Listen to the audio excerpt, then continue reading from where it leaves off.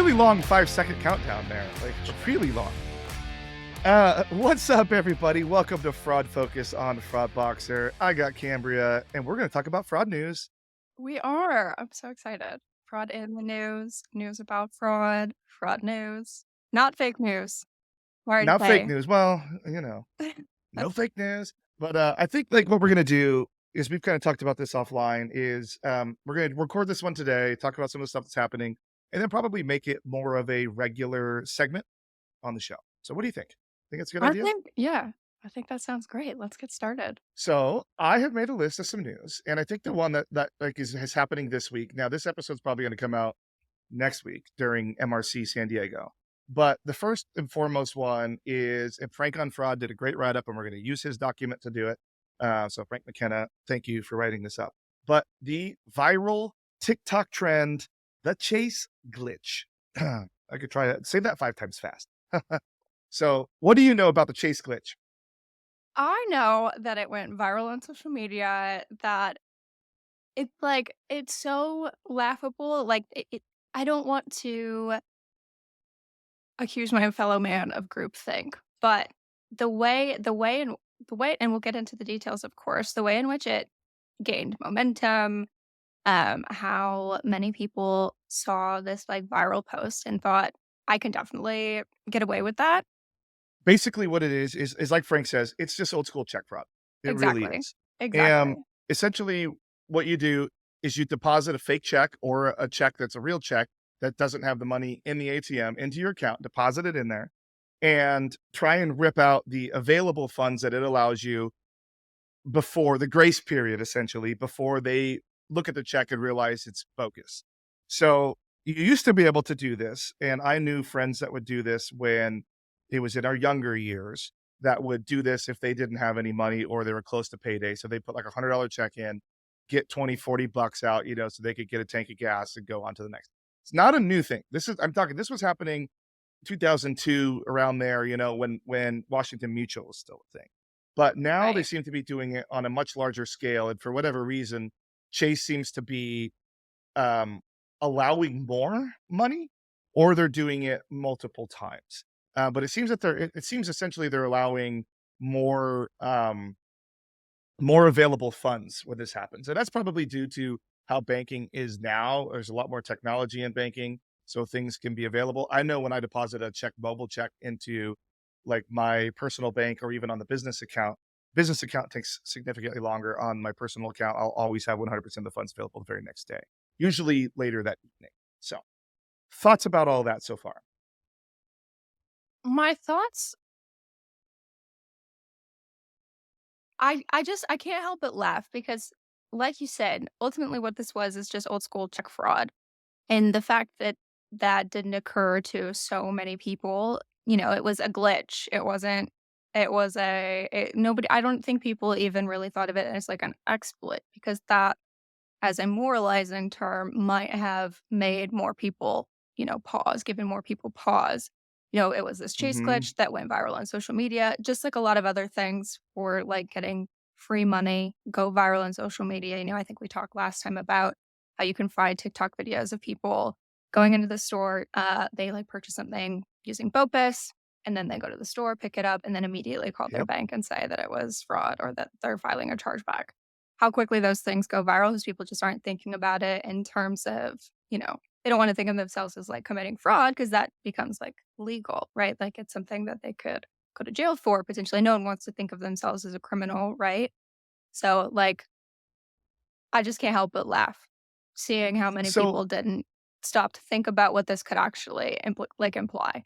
so Frank does even say that exact thing. He's like, shows the power of social media to get people to engage in activities that they typically wouldn't even consider. For whatever reason, again, it separates the person from the actual action that they're Exactly. taking when they're doing it. Like, are you kicking that ATM open and stealing all the bills out of there? Mhm. These same people probably wouldn't do that. Yep. But for whatever reason, they're feeling comfortable and justified in attempting to do a glitch, as they would call it, like this. But I mean, granted, there's been some manipulation, like some of the photos that people were sharing Oh, I were like know. manipulated photos. Mhm. The one that I Yeah. saw was at But that Chase branch, and you don't even really the have to lineup, examine it. it looks so weird. Quick Yeah, litmus like, what test kind of for, like, chase would be yeah. putting offenses up? Yeah, quick You know? litmus test for, like, any photo. I know it's getting harder and harder to differentiate between, a real photo and an AI generated or AI edited photo. Like, if at first glance, like, kind of peripherally, if it looks weird, it's probably not a real photo.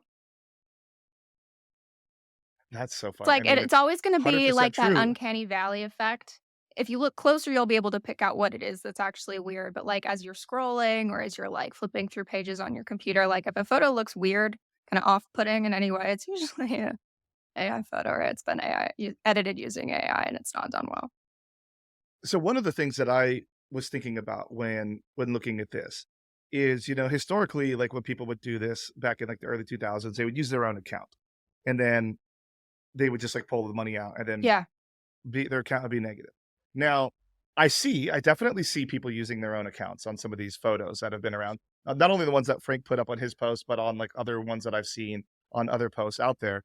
But, I was also wondering how many people are using some of the mule accounts, or synthetic Yeah. accounts. So it comes back to synthetic identity, where these people are opening these accounts and then using that, because then essentially they could just walk away from whatever they did get out of Chase, Yeah. at the end of the day. Yeah, that's It actually comes that back to, was like, where even my what mind went next. It was, okay, who's doing this on purpose? And, like, why would they be doing it on purpose? So I think one example would be using it as kind of like a muling account. They set up a fake account. They try to exploit this, loophole, this glitch. But then on the other hand, what do you think the incidence rate was for folks trying to take advantage of other people to mule on their behalf? Like, hey, yeah. I need this So money if then you that do comes to XYZ ATOs. thing. Yeah. Yeah, I need this money if you do XYZ thing. Like having people even set up those fake accounts for them to make it like to just create like another layer of like separation between the perpetrator and the act itself. So the perpetrator like doing it on purpose. Like, do you think that that was something that has been occurring? I haven't seen anything Oh, I about that. definitely Yeah. think I 100% think that people are using ATO accounts to do this. Um, and then I guess, at the end of the day, like, the normalization of wearing face masks, which I think is totally fine. Like, if you wanna wear a mask, go for it. I don't care. Like, that doesn't bother me, it doesn't affect me in any way, so I don't care.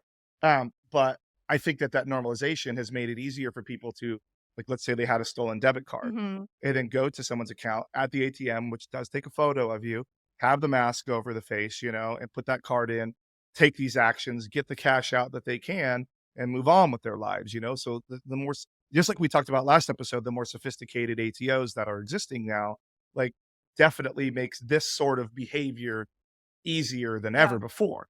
And, like, at the end of the day, like, they could require face biometrics, whatever it may be, but people are gonna have to opt into that, just like at the airport, where they even, like, when you're looking at TSA, they make you pull your mask down, show your do your thing. There could be certain elements of that, but, like, I've always talked about it even on my show, until, like, the biometrics results in a liability shift, it's just not, it's just not at the end of the day. Yeah. But So I think we should maybe talk about like what the glitch actually was. Like, was it a failure of some kind of check on the Chase side? Was it a just something that somebody figured out and it was like business like so expected behavior? Is my whole thing is I when I go to an ATM, I have a limit for how much I can withdraw in a day.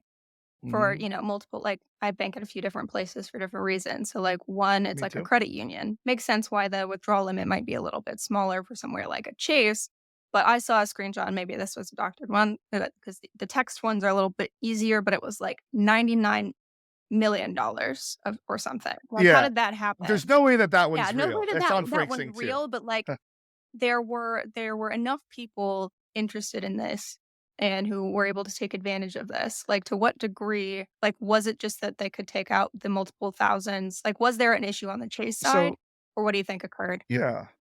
So here's the thing. So, just depending on the level of account that you have with a bank. Sure. So banks usually have a typical limit. For example, my bank has a $5,000 ATM limit. Sure. Um, Chase has 3,000. I could see that here. Uh, it says that their private client limit is the same, Okay. but I don't necessarily think that that might not be the case. I have seen I've known people that have had high balance Sure, accounts yeah.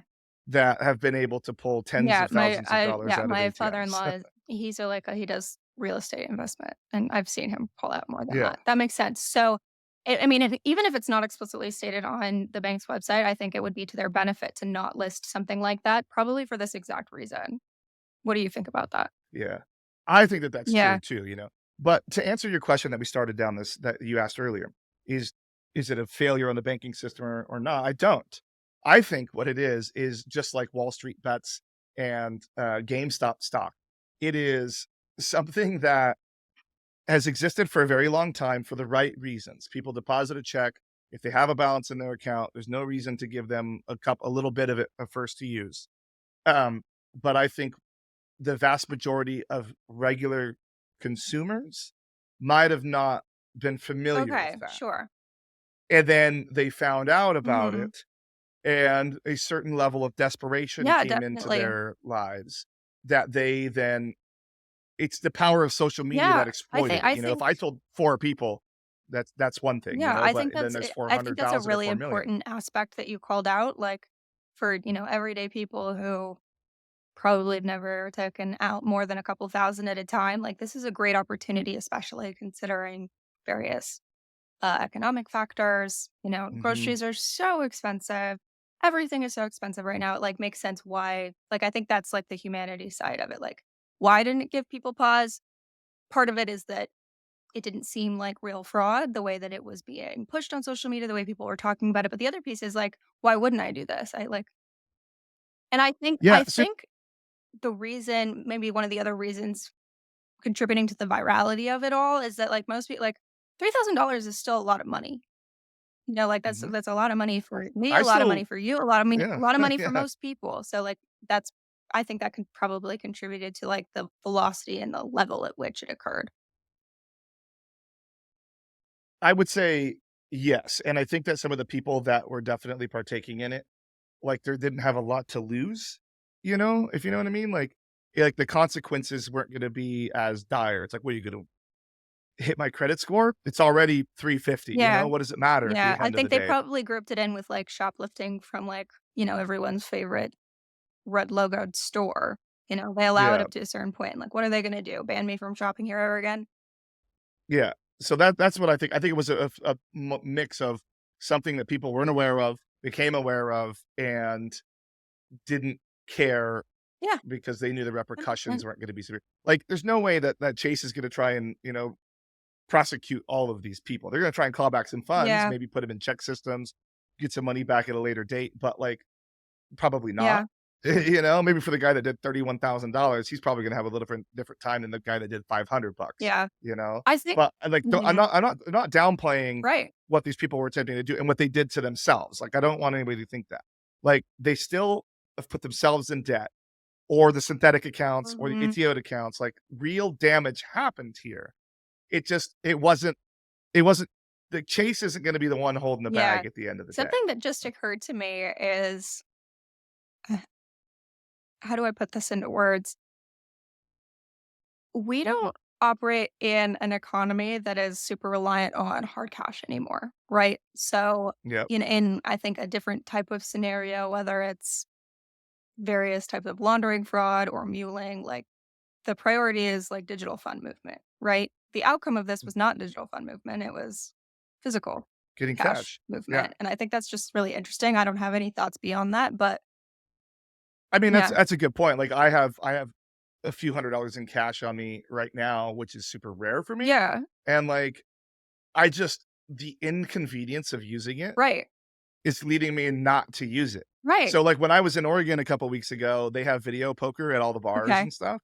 So, I was throwing 20, $40 Yeah. in here and there, just trying to, like, get this little wad down a little bit because, like, I sold some shit on Craigslist that, like, the guy Yeah. obviously had to pay me in Yeah. cash, Yeah, like, the way you use cash today for, like, most folks, I think, is Facebook Marketplace, Craigslist type interactions, the random one-off things where you're, like, at a bar or The something strip like club. that, you wanna Oh, tip in cash or something like that, or, like, maybe you're driving and there's someone panhandling and you're like, "Hey, I have cash today." I usually don't, like, I feel like that's a sign, like, I feel like mm. that's how most people are operating with cash, and This, like, Yeah. shift toward cashless, like, establishments is really interesting as well, like, a lot of places don't even take cash anymore. Yeah, and I saw do you see, like, some of the, red states are trying to pass the bill to, like, force that they have to take currency. Um, I mean, I don't see I see the value in that. I mean, There I think that I think that people that outright don't take cash, are weird. Yeah, like, if they're Businesses that don't refusing do to, that. that's really but I think forcing establishments to take cash, hello, is important because there's still a significant population who either are unbanked out of preference or otherwise, so, Good yeah. point. I will side with you on that one. I still think that the government should force people to take digital payments though, businesses. That I would like because I would like to be able to ditch the wallet That's so full true. time. I was someone who, like I'm not like, it's not that I'm slow to adopt technology, it's actually very easy for me to adapt to a new technology, but it never occurred to me to use, like, Apple Pay or my like, a Google Wallet or anything like that for like, literally until about a year ago when I was in New York and I had left my wallet in my hotel room, but I want like my plan for the day was to go, like, bebop around Soho. I had never had time to go shop in Soho Mhm. or just see what there was to see in that part of the city, so I this never happens to me either, so I was so mad, but I left my wallet in my hotel room, and I was like, "What am I gonna do?" And then I remembered that I had Apple Pay set up on my phone because I use it online all the time, and I was like, "Wait, of all of the places I could have left my wallet at Yeah. home, New York is the best place to be." And it was like I was like an Apple Pay ad everywhere. It was like I was smiling. I was like, Well, "I'm you can use it at ATMs gonna sometimes use it too. everywhere. Oh my gosh." I used it for the subway. I used it to buy my coffee, to buy my Yeah. shopping. I've never gone back. I love it. So, I'm a big Apple Pay guy when you can. Now the most Toast terminals, if they hand you the toast, at your, like, table Yeah. and stuff, like, you can do it too. But we just finally got it was it was right before, it was in the middle of COVID. Our tap cards for the LA Oh, Metro yeah. is finally digital. Yeah. The only shitty thing is, like, when you add it to your phone, it creates a new digital card, so it kills the balance on the actual physical card. Oh, But thankfully, I have, like, a bunch of them and that last for 10 years. But, it's so nice now just be able yeah. to boop, and it's Not having so to keep track fast. of them. Yeah. Yeah, It's like a and fun little piece of memorabilia now because I don't live in a city that has public transit like that, but I do spend a lot of time in New York, so I have some, like, Metro cards. I just don't need them anymore. so good to know because, when you and I both wind up in New York Yeah. in, like, 3 weeks, I haven't ridden the subway there since, like, Oh my 2021. god. So, I'm gonna be freaking out because I have to get from JFK Yeah, to you don't even Midtown. have to have a Metro card, you can just tap. Even though if it's regular like, even if I don't have the card at Yep, all, I could just will take the money, like, out of, like, my Chase yep, account. Okay, good to know. Good to know. I'm probably gonna make you guys pay for a car for that's fine. Um, so one quick thing, we're gonna kinda do a shorter episode today on this one, get people on with their day. Um, Couple of things happening. Just a fun thing that I saw yesterday, which it doesn't end up actually affecting our industry, but, I would I have to cover these things, whether I like the people or not that are the topic of them. Um, but Donald Trump had stated in one of his campaign rallies the other day that he's going to give Elon Musk the job of basically streamlining the government efficiency. So the government efficiency coalition. So sure, those are both polarizing figures. So anybody that's listening to this, I'm not saying one thing one way or the other. I have my personal opinions, and I think that it's pretty well known what my opinions are of those individuals. But he also said that with Elon's help, they're going to root out all fraud and payment fraud in 6 months. Now, what they were referring to specifically was government fraud and payments in the government for fraud, probably fake invoices or people on the take, which may be paying like a hotel that's a couple blocks from the White House, where you make all dignitaries stay that has a certain name on the front door. Maybe there's some. We could start by auditing those particular ones. Something with Super excuse. interesting pick on their part. If it happens if it Yeah. happens, what do you think that would look like? I think that my opinion is that how could you be the CEO of 3 major companies and then also have a government job Oh, at the sure. same time? Yeah. I Oh, thought that, yeah. like, when you have a Not to government mention job you're supposed to give up your actual companies. Right. Um, so I just don't see how it's gonna work. So that was a delicate topic. Hopefully, we navigated it somewhat successfully. That's always a tricky one to do there, but, at the end of the day, we're allowed to have our own opinions, and we're not telling anybody else to have their opinions. They can have their own opinions, and that's great. Moving on, let's talk one more thing, from the news before we get out of here and wrap it up for the Sounds day. good. Um, I think this was a natural thing to come off of, like, the scam stuff that we talked about last show. So essentially the scam stuff that we talked about at the top of this show. It's the scam stuff that we talked about in the middle of the show. Oh wait, that's a different thing. That's just an individual. But scams seem to be where the fraud is going. So we've got good at transactional fraud, but the money's bigger. So LexisNexis, your old employer, put out a wonderful report on SMBs, basically lending fraud rising over the Mhm. last year. And some of the numbers that I thought were super interesting on here is they say that SMB fraud has risen by 14% over the last year. And this is coming from lenders. And then lenders are now starting to pull back on issuing new credit to small businesses. So I think that that's interesting. I would have thought that the pullback was more just because of the shape that the economy is in, as far as Yeah.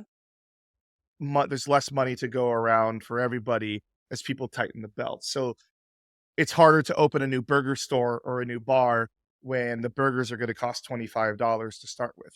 How are you going to get that nugget? So I feel like it would be harder to lend to that. But having Andrew Austin that used to work at CarMax, he was on the show and he was telling me, how many people do try to process fake loans to get vehicles. So it doesn't really surprise me that this is where the money's going, because if you apply for $100,000 bonus or $100,000 loan, Mhm. that's a lot better than getting a $500, laptop or something. Yeah. So, Yeah. um, what are your thoughts on that? I think that's really interesting. The comment you made about like your perspective on the pullback on lending due to the economy being, the economy struggling, more people needing more money to do more things essentially than they would have, even 5 years ago. Like I've always kind of had this perspective that like the worse people are doing, the more aggressive, especially smaller lenders, will be like point of sale lending for furniture, Interesting. for groceries, even. Well, those high interest, Yeah, I would say historically, because high interest, right. you get people into a Okay, higher that's interest true. loan. Yeah. Um, Now, obviously, Dodd-Frank was a little helpful in lowering interest rates. Some of Yeah. those regulations were rolled back by the previous administration, Mhm. but mostly around um, smaller banks, which maybe is a piece of this. Mostly around smaller banks, like the regulations that were rolled back related to like the Fed oversight of banks that had certain amounts of money. So it used to be $50 Right. billion in assets, then it moved to 250 billion, and that directly did lead to Silicon Valley Bank (SVB) Yep. failing, was because they no longer had the Fed oversight that they used to have. Now there is a possibility and a voluntary need to add 100 billion to that the Fed could come in and audit you, but they were not doing that when SVB happened.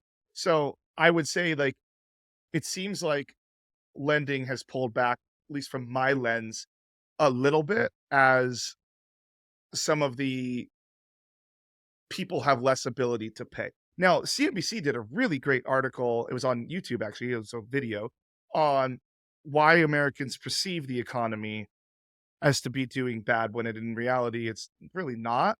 But it's the same. It comes back to inflation again, Sure. where like people have money, but more money is going towards things that it didn't used to go to. Mhm. And then the disparity between the lower class, the middle class, what people perceive to be the middle class, and then the upper class has grown. So people that like historically used to think that they're middle class are actually not middle class. So Mhm. their affordability is a lot less perceptually than it used to be, than the reality Mhm. of for the vast majority of consumers that are not the vocal majority. Does that make No, sense? I that mean, makes that it's ma kind of a that hard makes way to perfect frame it. sense to me. Yeah. It's just like the perception of, uh, Yeah, like if you look at the the stock market or, on paper, the economy really isn't doing that poorly. We've Mhm. recovered from like really, really drastic interest rates, or not interest rates, inflation rates. Inflation is still up, but it's not to the levels that it was 3 years ago. Interest rates have reduced, which is typically a good sign for the consumer market. But I think to your point, the divide between what actually costs, like affordability has just gone way, way down, right? Like Yeah. the something that somebody who would have been considered middle class 10 years ago, making even 5% more, 10% more is now maybe considered lower middle class, if not lower class, because of the Yeah. affordability aspect. That makes sense to me. And there's nothing that they did to change Exactly. that. They didn't lose their job. Like Like, they just kept status quo, kept moving, moving, yep, moving, and then they dropped a tier to no fault of their own. exactly. It's just the world around them Mhm. evolved. And, I think the interest rates is it interesting. I think that people see, like, I bought a house at the height of the interest Yeah. rates, so I did it. Oof.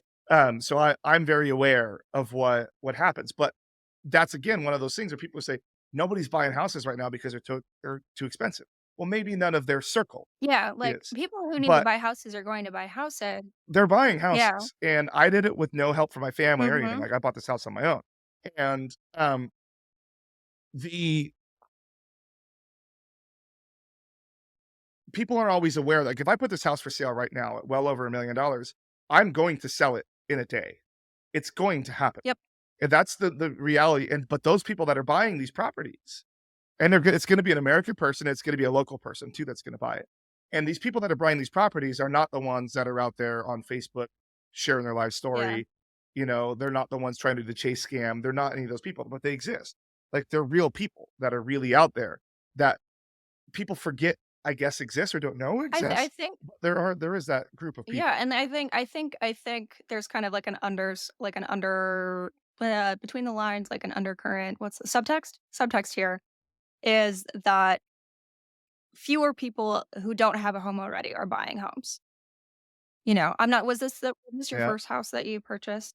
This is my Okay, first well, house, yeah, congrats. and, like, all the neighbors around me Yeah. that have also bought in the last 2 years, it was not their first Okay. house. Well, So they had property congratulations. to That's great. sell. Yeah, Yeah. thank you, Yeah. yeah, So like uh, most of my immediate friends are either renting privately or living in like a townhome or a condo that they don't own.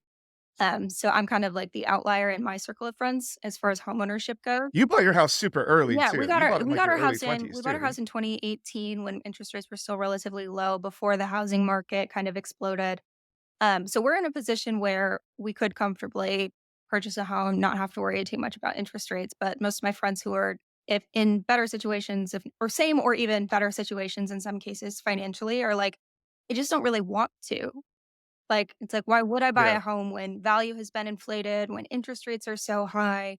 So, like, there's definitely those who couldn't because they So don't have the capital, like, they don't have property to exchange in that way, or people just don't really want to. There's not as much of a desire to, like, we're looking at moving within the next, couple of years, and it's like, our interest rate's incredible, our mortgage rate is incredible. Like, yes, we could make just a keep hell it of a and profit on this house, we could rent it, but why would we tie ourselves to a mortgage that is like, we're almost guaranteed to, like, triple our mortgage cost if we buy another home. Like, we got so yeah. fortunate, you So know what I mean? yeah, so I was renting before Okay. this, and I was paying about $3,250 Mm, was my rent, and I had a three-bedroom, two-bath house. okay. It's like it was probably like 1,200 square Yeah. feet. It felt bigger though, Yeah. and then it had two-car garage, and it had a big yard. It Mhm. was a 6,000 square Yeah. foot total lot, which is small, but it felt big. Right. Now this house is almost the exact same size, uh, a little bit bigger lot, 7,200 square foot lot. It does have a pool and a hot tub, but but everything else, like, overall, the accommodation is essentially the same. Okay. 3-2, Yeah. air conditioning, everything is Okay. almost Yeah, essentially the that's a same. really fair point. But But my mortgage is 8,500. So I almost tripled what I paid for a exactly. similar accommodation. Exactly. Now, that's shocking, and it's not the most fun in the world, and we are doing a refi, which will bring the payment probably down to, like, 62. But, the it's just to your point, is, like, some people, like, a lot of people that are renting right now, they why would they change the comfortable situation that they're in to triple it to be back in the same Exactly. situation, but to have your name on it. I understand where they're coming from. Now, me, I where I live is a unique situation to where I have a tremendous amount of equity in this home already just because I live in Orange County, Yeah. California. People that live in Indiana that have bought a house that did that, tripled their payment, are not going to have the appreciation and the value of the Mhm. property because of where they live versus where Yeah. I live. So for me, it was going to pencil out Yeah. eventually quicker than it would Yeah. anywhere else. Yeah. So with all of that in mind, I think like it makes sense, first of all, why I think, SMB lenders are pulling back. Like I think that makes sense to me. It makes sense to me why folks aren't taking out why like the average American would Yeah. not be looking to buy a home right now for the most part. Who is it then that is perpetrating this fraud in SMB specifically? If it So increased I'll so tell you, dramatically, it's not people buying homes, it's good not thing people you buying asked furniture. because Like, what do you think is causing this? the so good news, the answer to that question is actually in this report. According to this report on the SMB lending fraud, the main perpetrator is stolen legitimate business identity and stolen consumer identities. So, just what we talked about on the last show is actually leading to this, where it is ATOs and that business fraud where people I've talked about it on my other show, people are taking and pretending to be a business and opening loans on Okay. the business's Yeah, I behalf. was just gonna ask, like, what do you mean stolen business identity fraud? I Yeah, think so what you that's just described though is like synthetic business identity fraud. If it's stolen business identity, so is that like the phishing scams that we all let do the me training every year about? so sending a fake invoice, Yeah. I would say no. I would say that they are literally taking the information and pretending to be a Oh, legitimate business okay. that already exists. Yeah. So, like, they would take this and pretend to be LexisNexis here and say, "I'm applying for a loan on the behalf of LexisNexis. Mm, Here's my all the information. Here's the EID. Here's all the information." okay. So we actually saw, and I've talked about this on an episode of This Week in the House of Fraud, and we actually have a guest on that one. It's our only guest one so far. But we're seeing businesses, people register businesses in the name of an already legitimate business. So Oh, they are fake registering like in maybe in another state or maybe even in the same state, but a like, fraud boxer podcast. And then with the state. And then because that's not my business name. My right. business is Fraud Boxer Inc.